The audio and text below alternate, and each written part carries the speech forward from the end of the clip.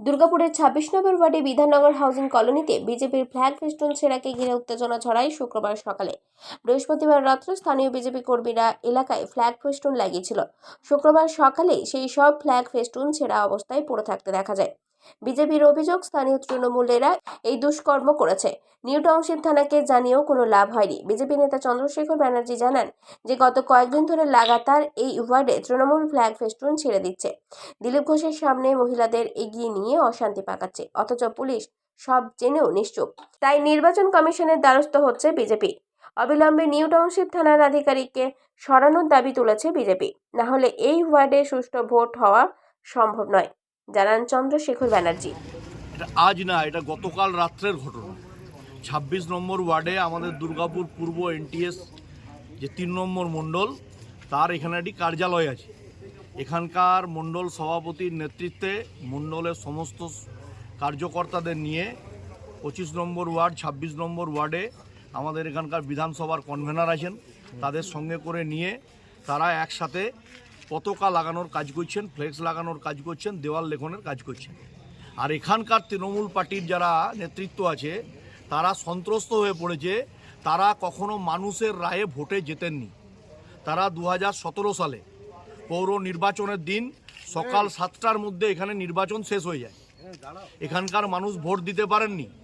তো তারা যখন মানুষ ভোটাধিকার প্রয়োগের সুযোগ পায় তখন হচ্ছে এখানকার যারা নেতৃত্ব তৃণমূল পার্টির তারা ভয়ে সন্ত্রস্ত হয়ে যায়।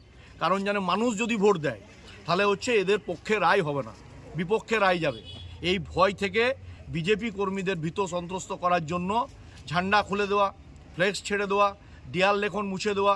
দিলীপবাবু ২৫ নম্বর ওয়ার্ডে চা চক্রে যোগ দিলে পরে সেখানে হচ্ছে গিয়ে মহিলা পাঠিয়ে আক্রমণ করা।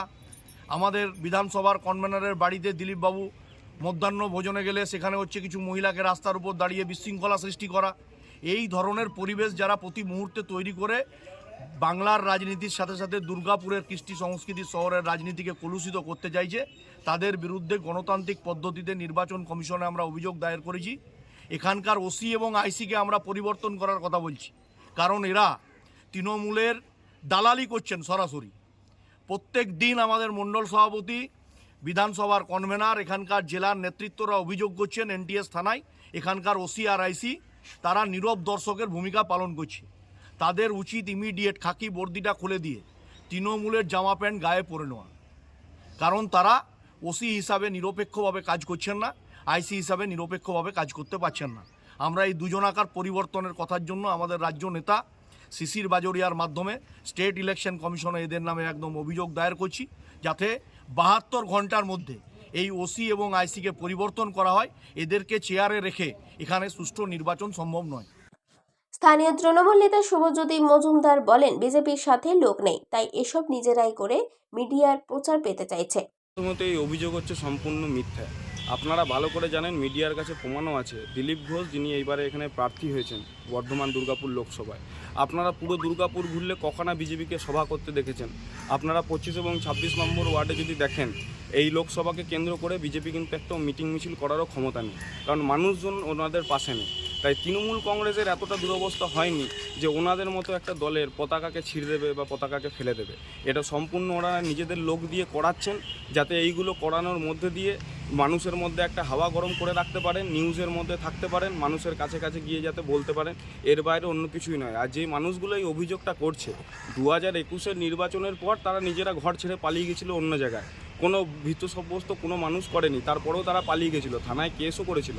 কিন্তু কেসের পর জানতে পেরেছিল যে কেউ ওনাদেরকে কিছু বলেনি, নিজেরাই নিজেদের ভয় পালিয়ে গেছিলো। তাহলে ওনারা যেখানে থাকেন সেইখানের পাড়ার লোক, সেই এলাকার লোক কতটা ওনাদের পাশে আছে এখান থেকে প্রমাণিত হচ্ছে। আর ২০২৪-এর লোকসভা ইলেকশনের পরে ওনারা আবার কোন কোন ঠিকানায় গিয়ে থাকবে নিজেরা ওটা ঠিক করে নিক, কারণ উনিও ভালো করে জানেন যে যে বিল্ডিংয়ে উনি থাকেন তার আশপাশের মানুষজন ওনার পাশে আছে কিনা। এই ঘটনাকে ঘিরে এদিন সকালে উত্তেজনা ছড়ায় এলাকায়। ঘটনাস্থলে নিউ টাউনশিপ থানার পুলিশ আসে। এলাকায় রয়েছে চাপা উত্তেজনা। দুর্গাপুর থেকে কৌশিক বসুর রিপোর্ট, 99 নিউজ বাংলা।